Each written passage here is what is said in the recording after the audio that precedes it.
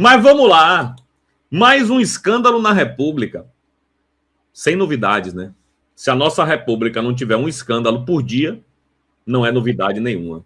Então, a bomba agora, mais uma vez, liga o Banco Master do senhor Vorcaro com autoridades. O Lauro Jardim não quis dizer quais foram as autoridades, mas a gente pode especular. Né? Não vou acusar ninguém, não vou cometer nenhuma injustiça, eu só vou especular. Eu acho que isso eu posso. Pensar, desconfiar, eu acho que isso eu posso. Primeiro, olha isso aqui.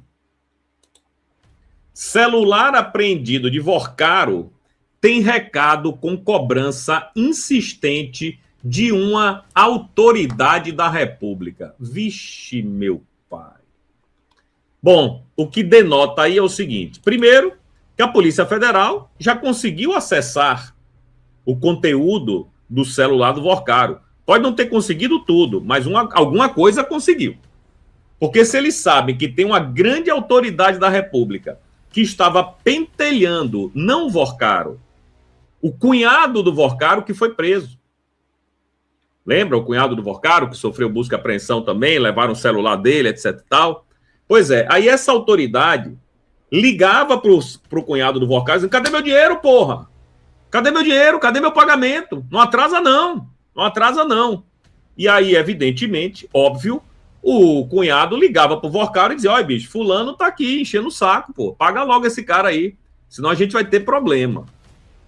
Então, o basicão é isso. Quem é a autoridade de... Pô, não sei, cara. O Lauro Jardim não disse pra gente, né? Ele só disse que tinha alguém ligando pro cunhado do Vorcaro. Aí vamos lá, vamos ver exatamente o que diz a parada aqui.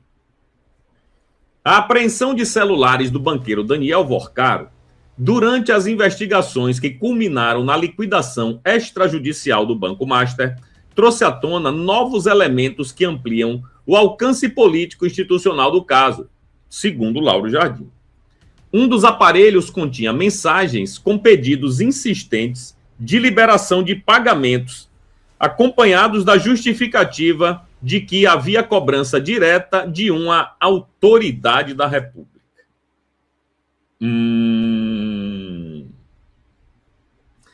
A revelação adiciona uma camada sensível à apuração conduzida pelas autoridades, ao indicar possível pressão externa sobre decisões financeiras internas do banco em um momento de colapso de liquidez.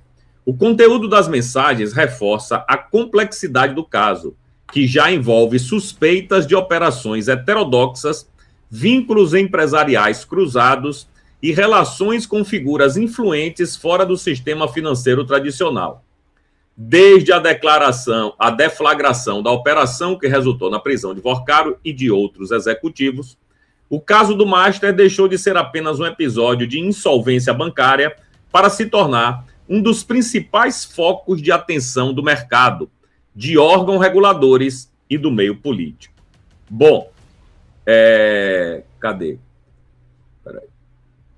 De acordo com o relato de Lauro Jardim, as mensagens encontradas em um dos celulares foram enviadas por Fabiano Zettel, pastor, e apontado como braço direito de Daniel Vorcaro em negociações classificadas como fora do padrão tradicional do sistema financeiro.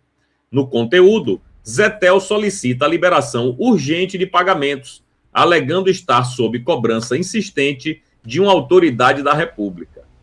A presença desse tipo de comunicação em um dispositivo pessoal do banqueiro reforça a suspeita de que decisões relevantes do banco poderiam estar sendo influenciadas por interlocutores informais, fora dos canais institucionais e dos mecanismos usuais de governança corporativa, ou seja, do compliance.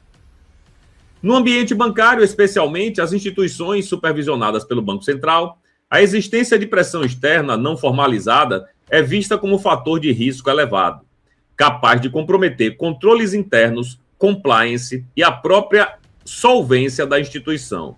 Bom, Daniel Vorcaro, até então figura discreta fora dos círculos financeiros, passou a ocupar o centro das atenções. As imagens divulgadas antes da liquidação, em que aparece sorridente, contrastou com a gravidade das acusações e alimentou questionamentos sobre a condução dos negócios e a real dimensão da crise enfrentada pelo banco. As mensagens agora reveladas reforçam a tese de que o problema do Banco Master não se restringia a decisões técnicas equivocadas, mas envolvia uma rede mais ampla de relações pessoais e institucionais. Bom, eu estou lendo aqui a matéria da Gazeta Mercantil, que faz referência ao Lauro Jardim, certo? Bom, calma que não acabou, não. Você acha que acabou? Segure sua onda aí. Aí tem uma outra parada aqui também do senhor Lauro Jardim, que diz o seguinte: olha, as duas, você tem que juntar as duas notas, né? Porque Lauro Jardim não faz matéria, ele solta umas notinhas assim de 3 parágrafos no máximo. Mas olha isso aqui. O alerta que ministros do STF receberam sobre o caso Master.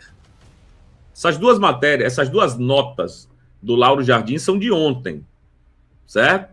E quer dizer que a Suprema Corte está recebendo alerta sobre o caso Master.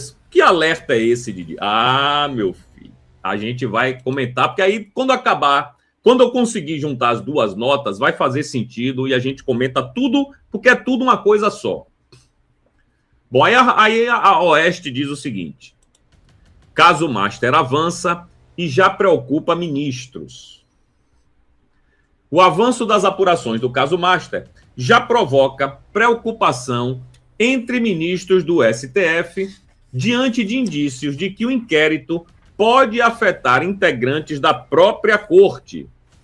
O alerta circula nos bastidores à medida que novas provas reunidas pela PF apontam para personagens com influência institucional e movimentações financeiras arriscadas, conforme revelou Lauro Jardim. Além disso, entre os documentos apreendidos pelos investigadores, está uma mensagem no celular de Vorcaro em que o pastor Fabiano Zettel, considerado seu braço direito, em transições atípicas, pede liberação de pagamento. Então vamos lá, vamos juntar os dois agora. Uma nota diz que autoridades, que a gente não sabe quem é, está pressionando para que pague eles. A outra nota diz assim, ó: vai dar merda. As investigações estão cada vez mais perto do STF e vai atingir diretamente ministros da Suprema Corte. Quem seriam esses ministros, hein? Quem seriam? Bom, eu não sei. A gente pode especular, como a gente pode ficar de boa na lagoa só vendo o circo pegar fogo. Mas vamos lá, eu fiz algumas anotações aí em relação a isso, né? Bom, deixa eu só ver um negócio aqui, beleza. Vamos lá. Olha só, o Lauro Jardim está dizendo que a Zorra vai explodir no colo de ministros da Suprema Corte. Beleza. Se essas investigações fossem feitas corretamente, isso poderia acontecer. Mas quem é que vai investigar ministro da Suprema Corte? Ou a Polícia Federal ou a PGR. E você acha que uma dessas instituições vai investigar mesmo, para valer? Ou na hora que investigar e esbarrar lá em algum escândalo com algum ministro da Corte, vai dizer, não, vamos parar por aqui, vai dar uma desculpa, vai inventar qualquer coisa e isso não vai para frente. Então, eu acho difícil que vá para frente. A não ser que a Malu Gaspar traga o nome. Ou o Lauro Jardim traga o nome. Seja homem, bote o nome dos caras. Aí o bicho pega. Mas vamos lá. Deixa eu pegar minhas anotações aqui. Vamos lá. A PF está investigando uma empresa chamada Meridit. Essa empresa é ligada ao Dias Toffoli. E a Meridit é MERIDT, mudo no final. E esse DT estão dizendo que é Dias Toffoli. Faz sentido. Faz sentido. Bom, essa empresa, a Meridit, ela também participou como intermediária em negócios incluindo o Resort Itaiaia. Mas olha que coincidência, não é? A empresa Merit, a gente vai falar bastante dessa Merit daqui para frente. Intermediou lá aquela venda lá do Tayaya, do irmão e do primo do Toffoli. Não é do Toffoli, não. É do irmão e do primo. Beleza? Bom, e agora que é o interessante. Essa Merit recebeu grana de escritórios de advocacia. O Master pagava os escritórios e os escritórios pagavam a Merit. Agora, uma pergunta honesta e de um jornalista sério. O Master pagava o escritório pagava a Merit. Uma coisa antes. Ano passado, o Master pagou R$500 milhão para escritório de advocacia. Tá me faltando a palavra. Não sei o que, advocatício. Tá me faltando a palavra aqui agora. E R$500 bilhão o senhor Vorcaro pagou em 2024. Certo? E agora a gente descobre... Obrigado, galera. Honorários, é isso mesmo. Honorários advocatícios. Muito obrigado. Minha cabeça não está muito boa hoje, não. Bom, o Master ano passado pagou, em 2024, pagou R$500 bilhão. Bagatela de R$500 bilhão. Qual é a empresa que você conhece que paga R$500 bilhão em honorários advocatícios? Me diga um aí. Eu não conheço. Só conheço o Master. R$500 bilhão? Só conheço o Master. Desse R$500 bilhão, 129 milhões era para a esposa de Alexandre de Moraes, ok? Outro dado. No que já veio a público trazido pela Malu Gaspar, vocês lembram que uma das cláusulas, não era uma cláusula do contrato, mas a Malu Gaspar teve acesso a informações que diziam que o Banco Master podia dever a todo mundo, podia pagar até atrasado, só não podia atrasar o contrato com a mulher do ministro Alexandre de Moraes. Vocês lembram disso? Que ele tinha que ser regiamente pago os R$3,5 milhões até o dia 5.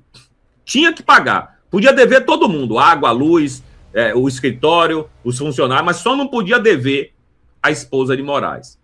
Aí eu me pergunto, o Master paga escritório de advocacia. Escritórios de advocacia pagam a Merit, que é ligada a Dias Toffoli. Será, e aí é uma ilação, será que essa Merit pagava para Dias Toffoli algum dinheiro? Será que pagava ao ministro Alexandre de Moraes também? Porque se for isso, se isso ficar comprovado, é impeachment na certa para os dois. É lavagem de dinheiro. Lavagem de dinheiro nua e crua. A clássica lavagem de dinheiro. Um paga o outro paga o outro paga o outro. Chega na mão do ministro. Como se fosse normal. Né? Então, esse é um ponto. O segundo ponto. As mensagens do celular de Vorcaro, que na verdade era no celular do Vettel, que depois falava com Vorcaro, mandando liberar pagamentos, pois estava sendo cobrado por autoridades da República. Que autoridades? À luz disso tudo que a gente discutiu agora, eu poderia desconfiar, é só uma desconfiança, não estou acusando ninguém, eu poderia desconfiar que essas autoridades, será que é o Dias Toffoli? Será que é Alexandre de Moraes? Não sei, pô. Só estou perguntando. Perguntar, por enquanto, aqui na Polônia não é crime, não. Aqui você pode perguntar o que você quiser. No Brasil, perguntar é crime. Se você fizer uma pergunta dessa no Brasil, você vai em cana. Mas aqui a gente pode perguntar. Então, assim, será que esse dinheiro, essa autoridade que estava cobrando, poderia, por exemplo, o seu ministro, não o ministro em si ligando para cobrar, né? Algum preposto do ministro, ligando para o preposto do Vorcaro para cobrar. Porque estava lá, a Malu Gaspar mostrou que podia atrasar para qualquer um, menos para o Moraes. Aí vai que atrasou. Vai que atrasou uma semana, um dia, 3, sei lá quanto. Vamos cobrar.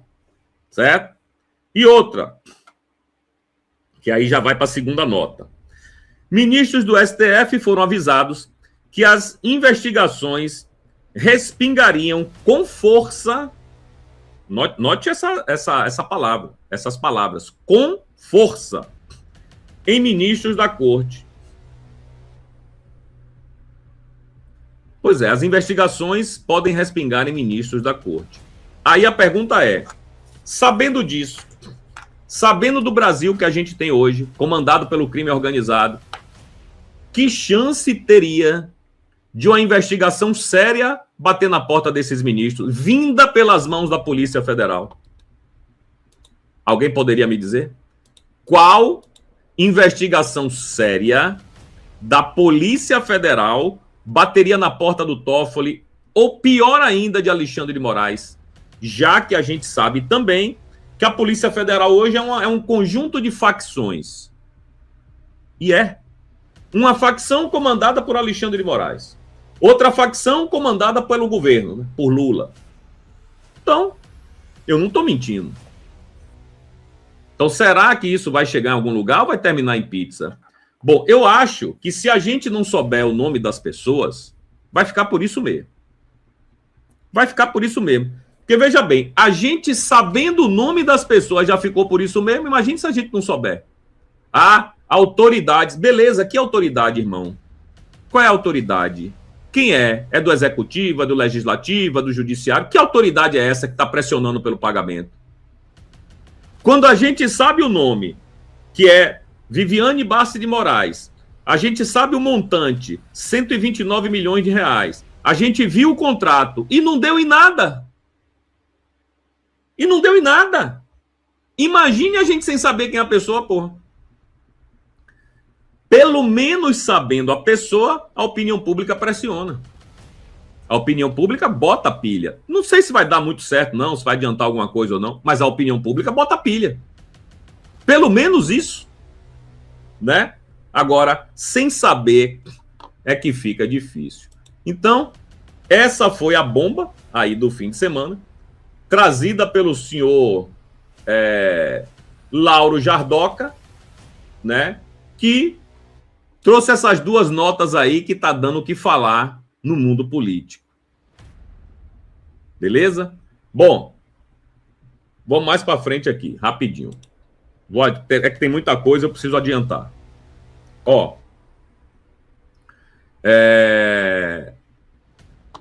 Aí um cara chamado Henrique Esteter, vocês podem até conhecer ele, eu não conhecia. Ele fez uma thread interessante. Ele diz o seguinte aqui, ó. A PF descobriu que a Fictor, empresa que tentou comprar o Master por 3 bi antes de quebrar, tinha parcerias com postos de gasolina ligados ao PCC. Aí bota aqui o link pro Lauro... Bota o link não, né? Escreve Lauro Jardim, porque foi ele que trouxe a matéria. O esquema usava maquininhas de cartão para simular operações financeiras e lavar o dinheiro do crime. Aí, ó, Lauro Jardim. Investigação da PF sobre a Fictor identifica parcerias com postos ligados ao PCC.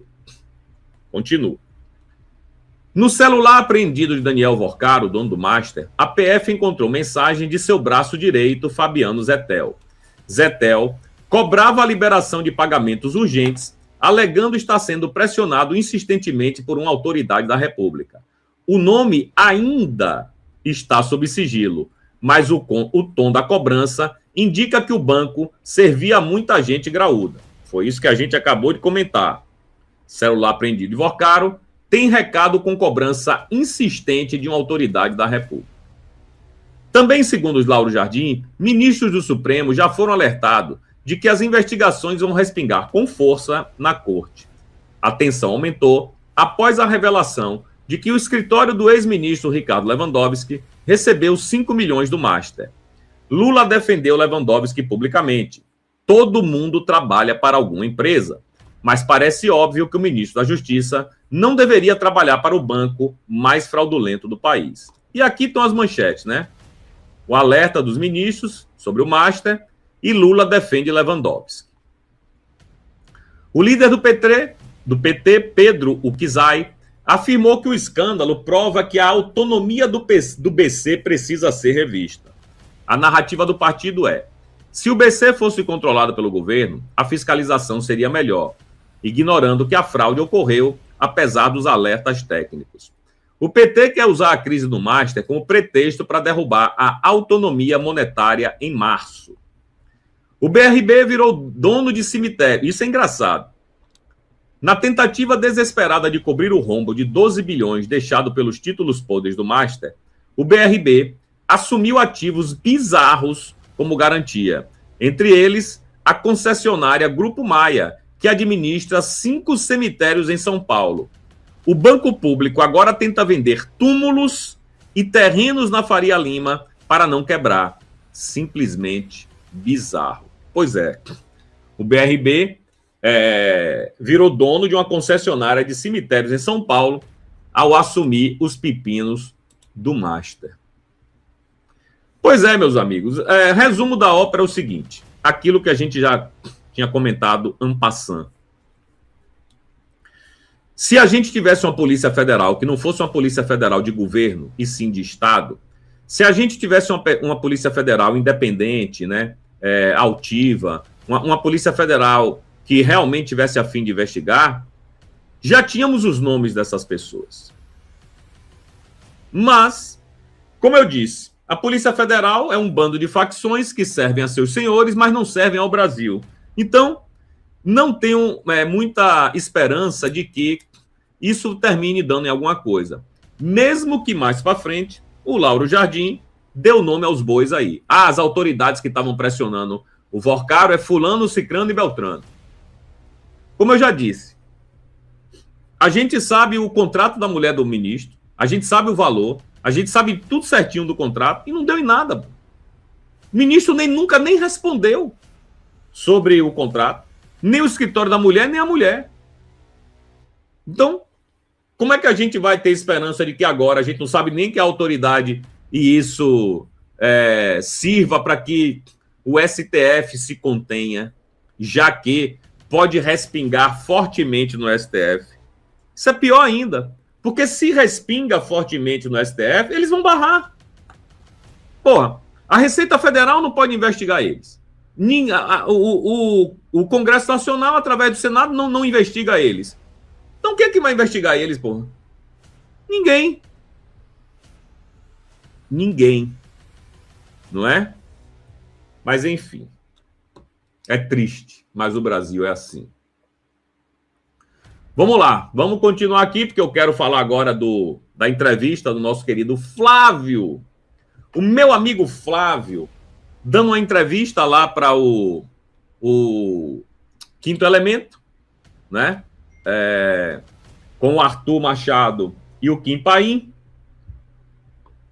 E tem vários cortes aí na internet. Eu não sei se vocês tiveram a oportunidade de ver pelo menos os cortes ou ver a entrevista inteira. Se não viu, veja, porque vale muito a pena ver a entrevista, né? O Flávio estava muito solto, estava muito à vontade, melhor dizendo, com o Kim e com o Arthur. E quando você vai para uma entrevista onde você sabe que o cara que vai te entrevistar não quer te sacanear, não quer jogar casca de banana para você, você vai mais relaxado. E o papo flui melhor. Diferente de quando um Flávio vai dar uma entrevista para o Metrópolis, né, para o Tássio Lohan, para aquela galera toda de lá. Ou diferente de quando ele vai dar uma entrevista para a Globo News ou para a CNN, ele já vai com um pé atrás, né, irmão? Porque sabe que na hora que ele sentar naquela bancada ali com André Sagui, Valdo Cruz, Otário Guedes, essa raça toda, ele vai ser massacrado. Ninguém vai levantar a bola para ele. Ao contrário, o nego vai tentar jogar uma casca de banana atrás da outra. Então, existem esses dois tipos de entrevista, né? O que você vai menos armado, digamos assim, e o que você vai com a armadura completa. Bom, como eu disse, vale a pena vocês verem a entrevista na íntegra, porque tem muita coisa interessante e a gente vai trazer aqui para vocês essa entrevista. Alguns trechos, eu separei uns 3 ou 4 trechos que eu considerei os mais relevantes, né? Pode ser que tenha outros que eu não trouxe, que você considere, mas eu estou falando do meu ponto de vista. Então vamos lá. Primeiro, eu já quero botar aqui o próprio Flávio agradecendo, né? Tive o prazer de bater um papo com Arthur Machado e Kim Paim sobre o futuro do país.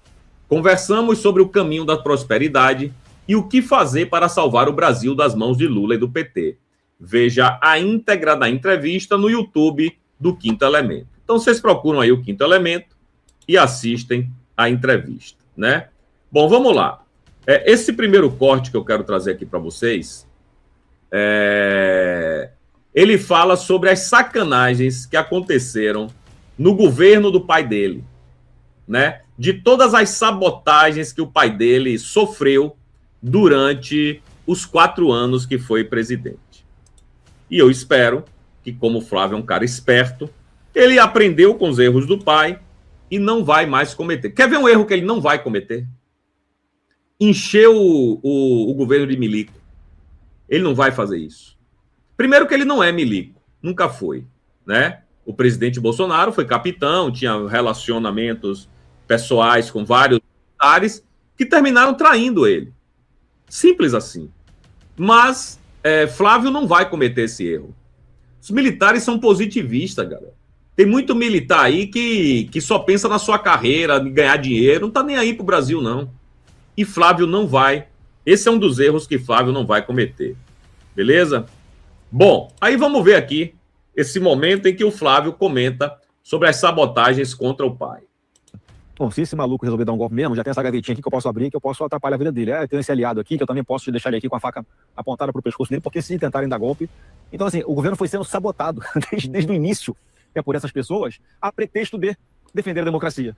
Eles acabaram com os pilares da democracia a título de defendê-la. Então, na verdade, a grande mídia tem um papel importante nisso, porque ela, dia sim, dia também, ela utilizava uma estratégia muito clara contra o Bolsonaro, de desumanizá-lo e de dar uma invisibilidade para as coisas boas que o governo fazia. Vocês vão se lembrar que o Kim, então, que é um mestre nisso, sabe do que eu estou falando. Olha, se tinha uma coisa boa que o governo tinha feito, era o governo central que tinha feito.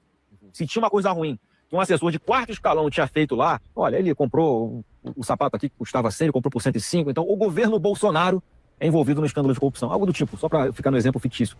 E o tempo inteiro tentando omitir as coisas boas que o governo tinha feito, aliado a isso, que no começo do governo nós tínhamos uma pessoa muito ruim, um militar muito ruim na parte de comunicação, que ele falava que, olha, a gente não precisa investir em comunicação, em propaganda, porque nós nos elegemos para redes sociais de forma espontânea, isso vai ser o suficiente para que o governo possa mostrar as suas boas medidas ou possa informar o cidadão dos serviços públicos que agora ele tem disponíveis muito mais modernos, sem precisar investir em publicidade e em propaganda, que foi um erro do governo, eu sempre falei, porque se você pega qualquer grande marca, Arthur, Coca-Cola, quanto é que a Coca-Cola investe em comunicação, mesmo tendo um espaço gigantesco nesse mercado que ela já tem dela, mas para ela manter, para ela ampliar, ela precisa mostrar que o produto dela continua sendo melhor do que os outros, enfim. E essa mentalidade no início do governo também nos atrapalhou bastante e ajudou nessa demonização, nessa desconstrução desse grande líder que é o presidente Bolsonaro. Então a grande mídia também apostou nessa polarização e quem eles tinham do outro lado para poder impulsionar o Lula. Até que ele foi descondenado e colocado de volta na cena do crime enfim, não vamos entrar nesse mérito aqui, né, mas ele retornou ao poder, né? Então teve esse casamento de fatores que eu acredito que a partir de 2027 essa polarização tende a diminuir, porque de verdade, cara, se eu sentar naquela cadeira, cara, eu vou olhar pra frente mesmo. Ninguém aguenta mais tanta briga, ninguém aguenta mais tanta confusão. Imagina que maravilha você poder tocar um governo sem precisar ficar falando de Lula todo dia. Cara, o Lula só fala de Bolsonaro todos os dias, de manhã, de tarde e de noite. É uma doença. Esse cara tem uma paixão incubada, melhor dizendo, né? Uma paixão incubada por Bolsonaro que é inacreditável. O Brasil cheio de problema. E o cara falando de Bolsonaro não resolve os problemas, gastando centenas de milhões de reais para fazer propaganda mentirosa, usando um verdadeiro gabinete do ódio, esse sim. Um gabinete do ódio com dinheiro público para contratar centenas de pessoas para ficarem mentindo a favor do governo, né? E, enfim, sempre pensando nessa disputa de poder. Então, eu tenho a convicção de que isso tem prazo, essa polarização tem prazo para encerrar, porque apesar de eu ter o sobrenome Bolsonaro, e sempre coloco isso no antagonismo Bolsonaro-Lula, essa não vai ser uma eleição de Lula contra Bolsonaro. Vai ser uma eleição de caminho da prosperidade, de um lado, caminho das trevas para o outro, e qual caminho a gente vai querer seguir. E a partir do caminho da prosperidade, que eu tenho certeza que é o que o povo vai escolher, a gente não vai mais precisar ficar falando né, de Lula o tempo inteiro, até porque, né, eu sempre falo o seguinte, o Lula, dá pra gente comparar ele a um carro velho, né, o Lula é aquele opalão, antigo, velho, que já deu o que tinha que dar, já te levava para os lugares, hoje não leva mais para lugar nenhum, tá desatualizado, o câmbio é manual, ainda bebe pra cacete, né, é o carro é um pinguço. Então, esse é o Lula, um opala velho. E a gente precisa hoje, na era da modernidade, olhar para um outro caminho, que tenha um presidente da República, enfim, que esteja antenado nessa evolução que a sociedade sofreu, e o Lula parou lá na década de 90 e está fazendo muito mal ao Brasil. Vamos lá. Tirando a comparação com o Opalão, que eu não gosto, porque eu sou fã de Opala, adoro Opala. Se eu tivesse grana, eu compraria um Opala. Eu nem sei quanto custa um Opala no Brasil hoje, mas é mais caro do que um carro zero. Se você quiser comprar um Opala em bom estado, é muito mais caro que um carro zero bom. Então, essa comparação com o Opalão aí, a única que eu aceito é que os dois bebem pra caceta. O Lula e o Opala. Isso é verdade. Mas vamos lá. Você viu aí que o Flávio estava falando das sabotagens do governo do pai, né? E que um dos erros, eu já tinha falado, ele não comentou aí, mas eu já tinha falado, que é não colocar militares dentro do governo. Ele deu essa entrevista, se eu não me engano, há muito tempo atrás, foi para a Folha de São Paulo, onde ele disse que não tem por que colocar militar no governo, não. Militar é para ficar no quartel e acabou. E no quartel é para cortar grama e pintar muro. Então, esse é um erro que ele não cometeria. O outro, e esse é importante, o outro é o tratamento dado à imprensa. Vocês lembram que Bolsonaro, o próprio Flávio comentou aí, que Bolsonaro achava que por ter sido eleito através da internet, ele não precisava de fazer propaganda do governo. Bastava botar nas redes sociais dele que estava tudo certo. Mas foi um erro. Porque nos rincões do Brasil, no Brasil profundo, não existe internet. Só chega lá aquele caboclinho que tem uma cabana de taipa e que recebe, através da sua antena parabólica, as 4 grandes redes de televisão do Brasil. E aquelas 4 redes grandes só batiam em Bolsonaro. Então a informação que o cara tinha era uma informação deturpada. Eu não acho que o Flávio vai comprar a Globo. Comprar no sentido de injetar muito dinheiro lá para não falarem mal dele. Não acho isso. Mas eu acho que você tem que utilizar as armas que você tem, cara. Se você pode, né, de certa forma, pagar a velha mídia para que você mostre as conquistas do seu governo, por que não fazer? Ah, Didi vai dar dinheiro para a Globo? Meu amigo, se for para dar dinheiro para a Globo e para a Globo parar de massacrar e destruir o governo, eu não acho ruim, não. Sinceramente, eu não acho ruim, não. Eu acho que a gente tem que olhar para frente, galera. O passado é passado. Eu lembro que o próprio Bolsonaro, ele mesmo, Bolsonaro, deu uma entrevista, alguém perguntou para ele assim, presidente, qual é o grande erro que o senhor achou lá na... Diga aí um grande erro do seu governo. Ele falou, o meu relacionamento com a imprensa. Bolsonaro! O meu relacionamento com a imprensa. Então, bicho, não é comprar a Globo, a CNN, nada disso. Mas é você pagar para que diga a verdade. Você vai dar lá a propaganda lá do governo do Brasil. Aí eu acho correto. O que eu não acho correto, por exemplo, é a Petrobras fazer propaganda. Petrobras é um monopólio, man. Só tem ela. Ela vai fazer propaganda contra quem? Quem é que concorre contra a Petrobras? Ninguém. Então, se você detém um monopólio de alguma coisa, você vai fazer propaganda para quê? Mas olha quanto a Petrobras banca aí, quantos sites, quantos blogs, quantos encontros, né? Aquela parada lá dos encontros da Janja. Petrobras torrando dinheiro ali, man. Aí eu acho errado essas coisas. Mas fora isso, não. Bom, vamos continuar aqui. Deixa eu só ver um negócio aqui.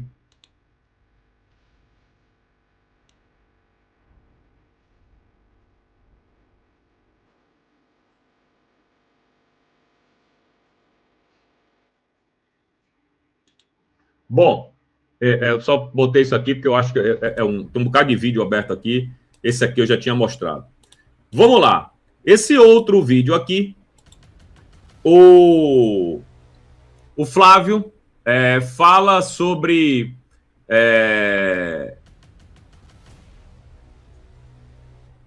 ele defendeu um eventual governo de direita a partir de 2027, claro, e precisaria trocar a máquina pública para evitar sabotagem e garantir um direcionamento ideológico, citando como exemplo a dificuldade de nomear 114 mil cargos e afirmando que o PT usa essa armadilha para congelar posições e manter influência no Estado.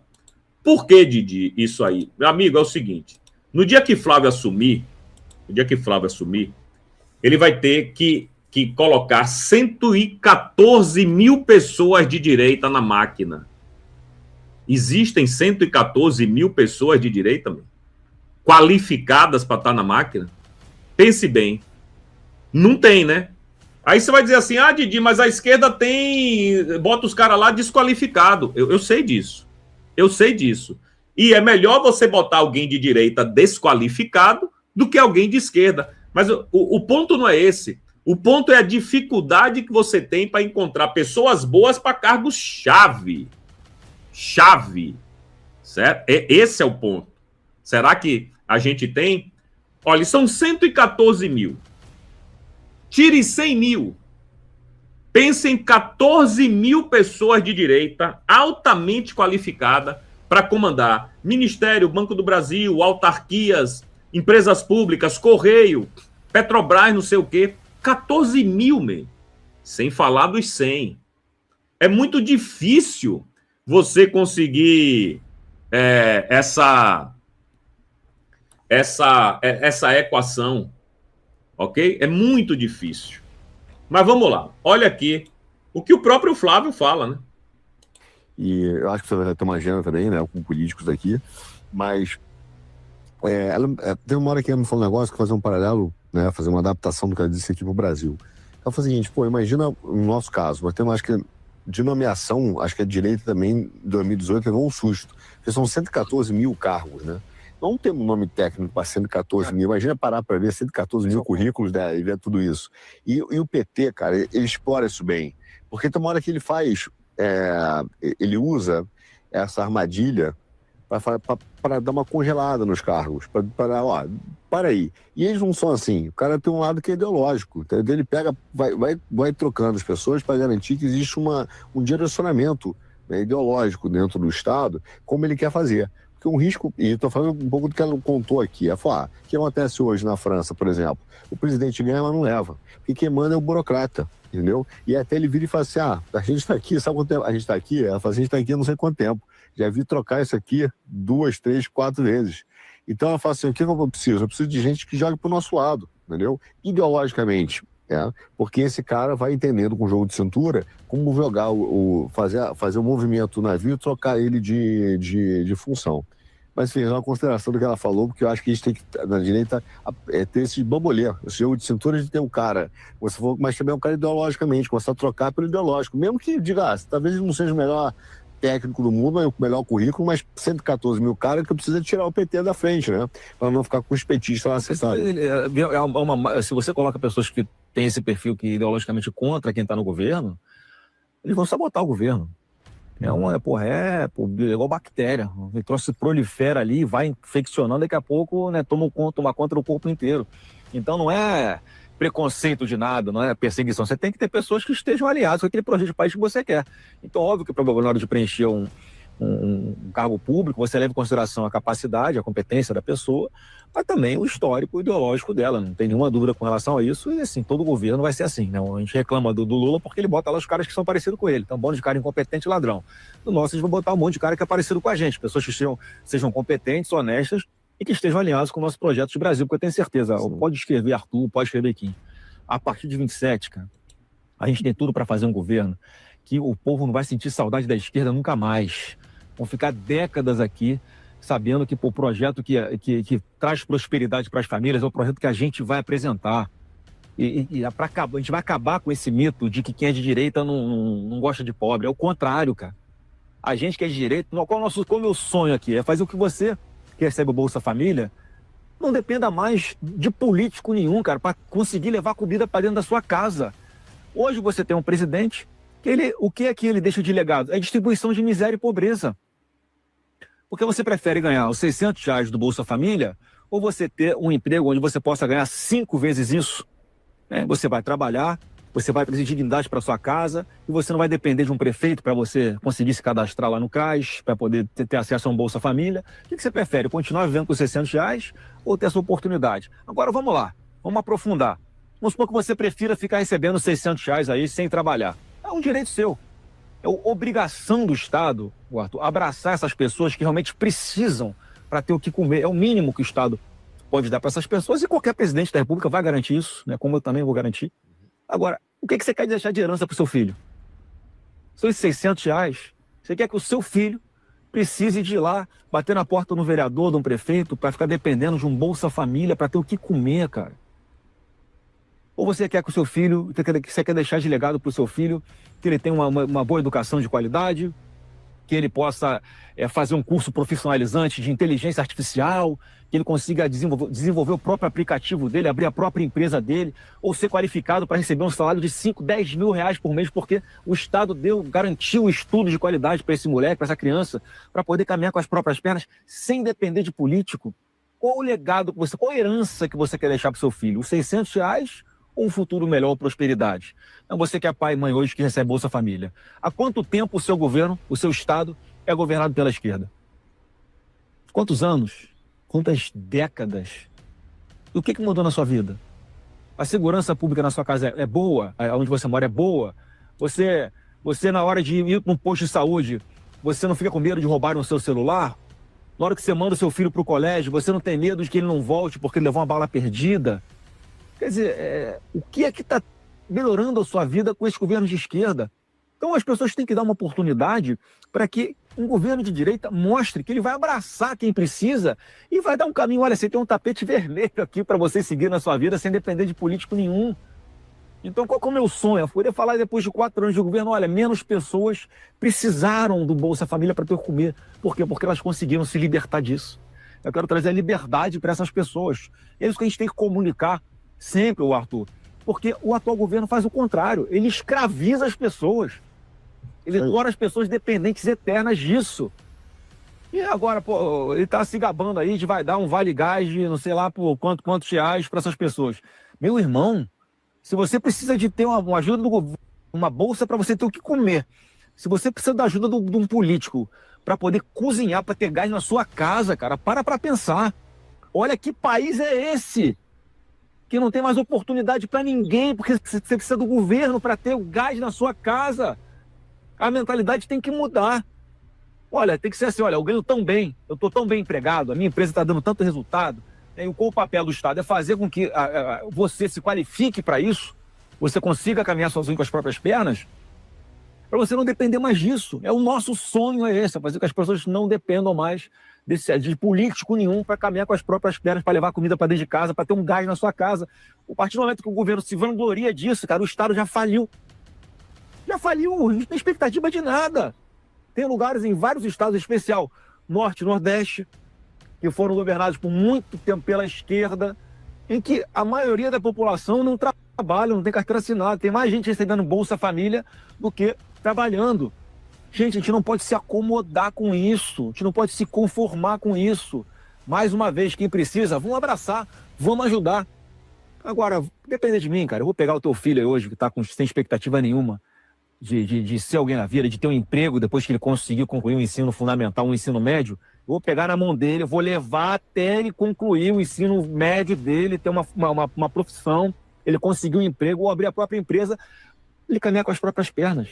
Esse é o meu sonho, é isso que me motiva a disputar, porque eu sei que do jeito que está o Brasil está ferrado, não vai chegar nesse ponto nunca, porque o atual presidente, o Lula, só pensa em escravizar as pessoas. Eu quero te libertar. Aí você tem a escolha, você quer liberdade ou você quer escravidão?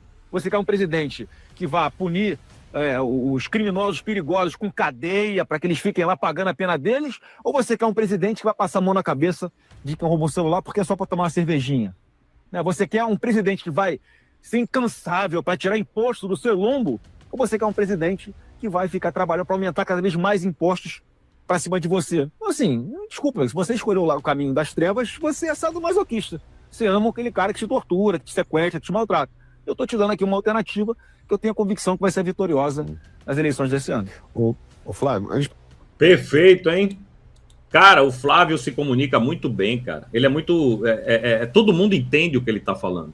Não é aquele cara que tem um linguajar mais difícil como um Temer, né, da vida. O Flávio não. O Flávio consegue se comunicar diretamente com a população. É papo reto, né? Com ele não tem... a palavra não faz curva. Então, e isso é uma vantagem para ele. Isso é uma vantagem porque você consegue assimilar aquilo que o cara tá te falando. E ele já deu aí a letra, né? Você vai querer que caminho, irmão? Qual é o caminho que você quer para você? É o caminho da prosperidade ou é o caminho da escravidão, da servitude, né? Da servidão? Então, vai depender de você, muito mais de você do que dele. Então, tem ainda outro corte aqui que eu acho que é importante, porque, do meu ponto de vista, né, eu não sou marqueteiro político, eu nunca conversei com o Flávio na minha vida, ele me segue aí nas redes sociais, mas às vezes ele dá um joinha lá em alguma coisa que eu publico e acabou. Não tenho esse contato com ele, adoraria ter, né? Estou esperando ele vir aqui para Polônia, ou eu pelo menos... Ele estava na França, mas eu não sabia. Se eu soubesse, eu teria tentado me encontrar com ele na França. Mas, enfim, eu acho que o Flávio ele tem que bater em duas teclas. Segurança pública, que é um dos maiores medos da população, né? O que mais aflige a população hoje em dia é esse medo de você sair para trabalhar e não saber se volta. E tesouraço. Eu acho que ele foi muito feliz quando ele cunhou esse termo, né? Tesouraço, para o corte de impostos. O brasileiro não aguenta mais pagar imposto. E o brasileiro entende quando você fala de segurança pública, entende quando você fala de cortar imposto. Ah, meu amigo, qualquer um entende. Do rico ao pobre, todo mundo entende. E ele falou sobre isso lá na entrevista também. O Brasil é hiper taxado, esse é o governo Lula, é reconhecido, o seu ministro recebeu o apelido de taxado por causa disso. É um cara que não pode ver o bolso de um contribuinte que ele quer meter a mão, ele quer taxar, é um negócio assim louco, né?